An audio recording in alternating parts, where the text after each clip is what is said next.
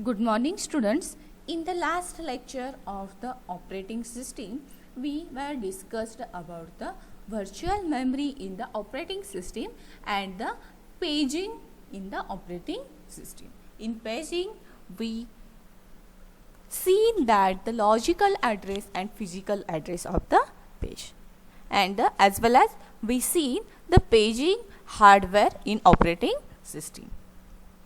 Now, in this lecture, we will start our next point, that is demand paging in operating system. You know what is an page? Okay. In a paging process, a memory block is divided into number of pages. That means in a paging, we are dividing a logical memory space into number of units. That particular unit we called as an page. Now we will see the demand paging. The word itself tells that the demand paging, that means demand means what? Requirement. As per the user's requirement or as per the process requirement, the pages are brought into the main memory from the secondary storage. That is demand paging. In short, in a demand paging, the page is brought into a memory only when it is demanded, or whenever the requirement of any page is come into the operating system, that time the page is brought into the memory. This is demand paging.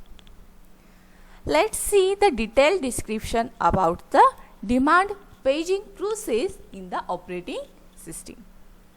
The basic purpose of the operating system is reduce load on the system and become more efficient. What is the main purpose of the operating system? Is that to reduce the load on the processor and become a more efficient, to become a more faster. Consider that a process enters the system, that is swapped in. Then every process, as we discussed in a virtual memory post, here has a lots of pages. Consider one of the process that is enters into the system, that means that process is swapped into the memory. Swap in means that process from the secondary storage comes into the primary storage. It might not be suitable and efficient to swap or load all the pages for a process at once. But it is not a suitable method that every time the page is swapped to the memory, as the program may only need certain pages for the application to run.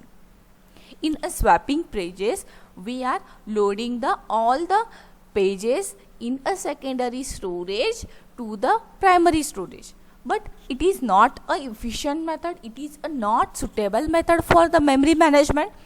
So as per the requirement, suppose if one program requires a particular ABC page, then in a demand paging, only a ABC page is brought into the memory. Other pages remains in that particular memory. That is demand paging. Means in short, in a demand paging process, a pages is brought into the memory as per the requirement of program. That I told here, as a program may need only a certain pages for a application to run. A program needed pages only brought into the memory. In fact, in cases a 1 GB application may need a little as 20 MB pages to be swapped, so there no need to be swapped all at once. As per the requirement, one by one pages are brought into the memory. In a demand paging is a process that solves this by only swapping pages on a demand. This is known as a lazy swapper. In a demand paging, a lazy swapper is used for swapping a demanded pages, swapping a required pages to the memory. That swapper is called as a lazy swapper. See this figure?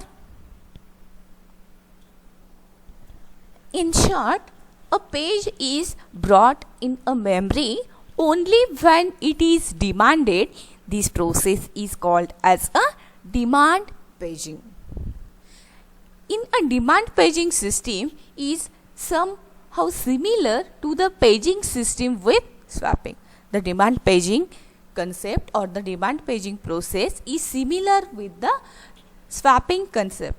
In this type of method, the process resides on the back storage, that means in a secondary storage or disk.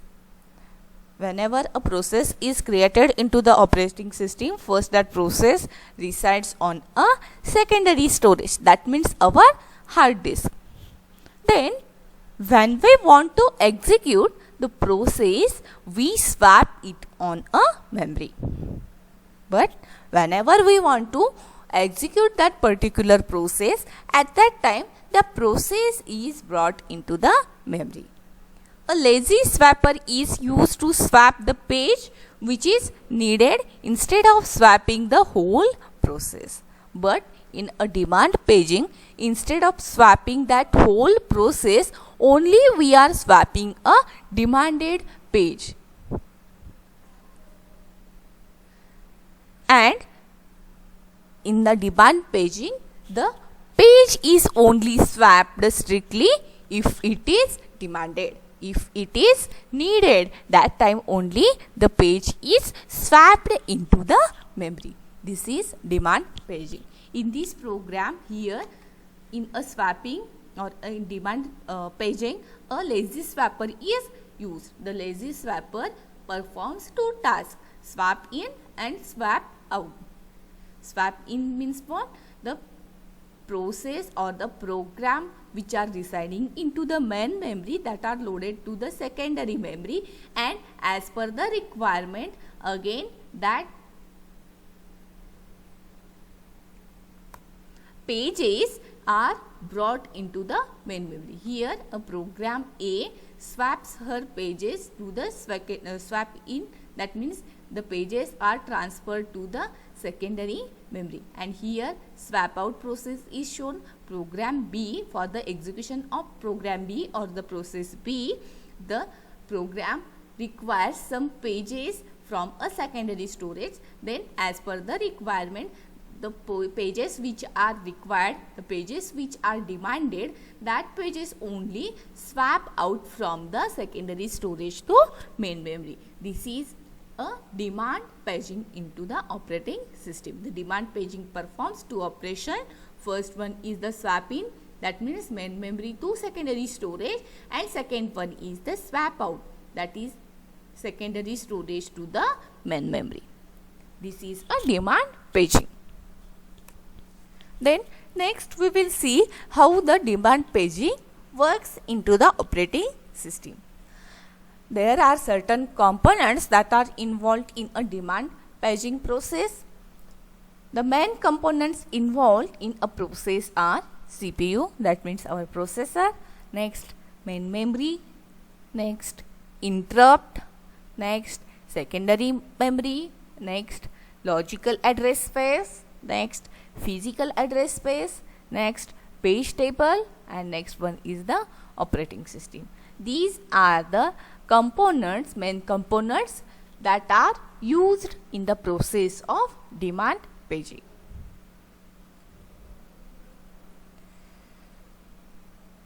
How the demand paging works? First, a request may be made to the CPU for a page that may not be available in the main or primary memory in an active state. Thus, it has to generate an interrupt. Interrupt means at the runtime the error code is passed in the form of interrupt. That means first the request is made to a CPU. Request is sent to the CPU for a page that is required by a particular process. If that page is not available into the main memory, then it will generate a interrupt. Next, this is when the operating system moves the process to a blocked state as an interrupt has occurred. And when the operating system moves the process to a blocked state, that time also the interrupt will call. Then next, the operating system then searches the given page in the logical address space. After that, operating system performs a searching task.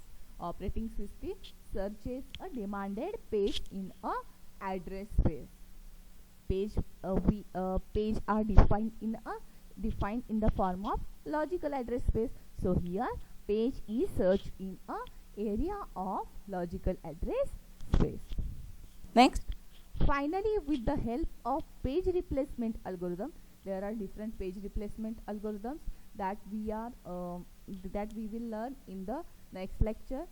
That replacements are made in a physical address space.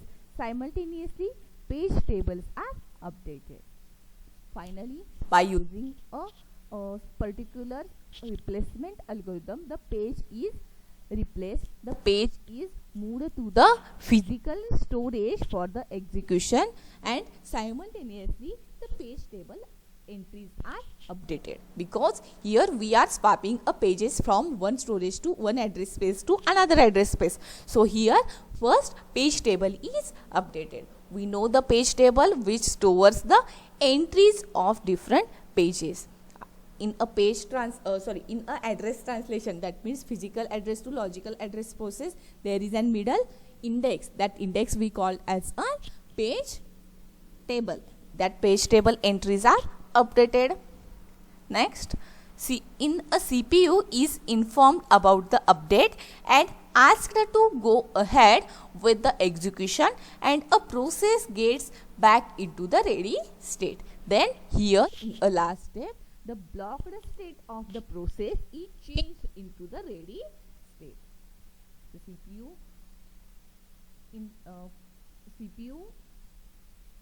is informed about the updation, and the CPU is go ahead for the processing.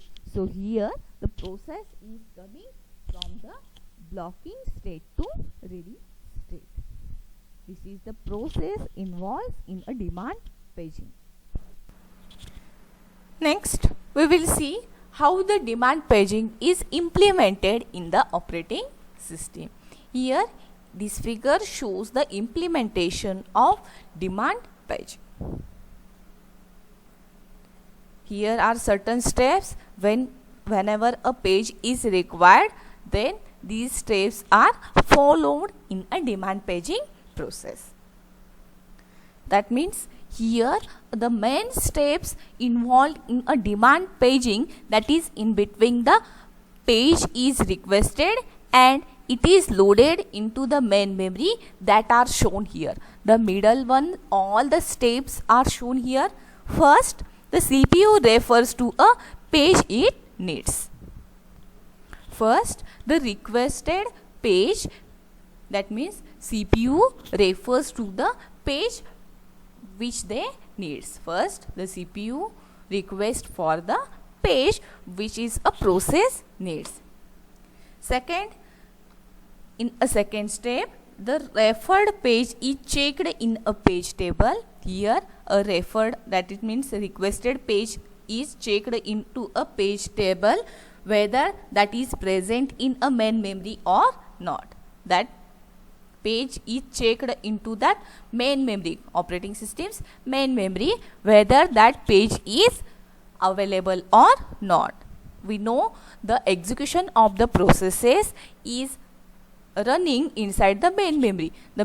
From the main memory, process takes the pages. So it checks the page is whether the page is available in the main memory or not.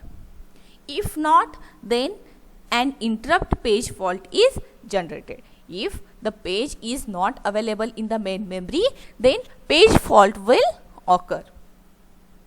Then in a third step, operating system puts the interrupts processes in a blocking state and starts the process in fetching from the main memory, page from the memory, so that process can be executed. Then after that, operating system puts the interrupts to the secondary storage. For the page is on backing storage, that means page is available on secondary storage. Here the operating system puts the interrupts the processes in the blocking state and starts the process of fetching the page from the memory, so that that particular process can be executed.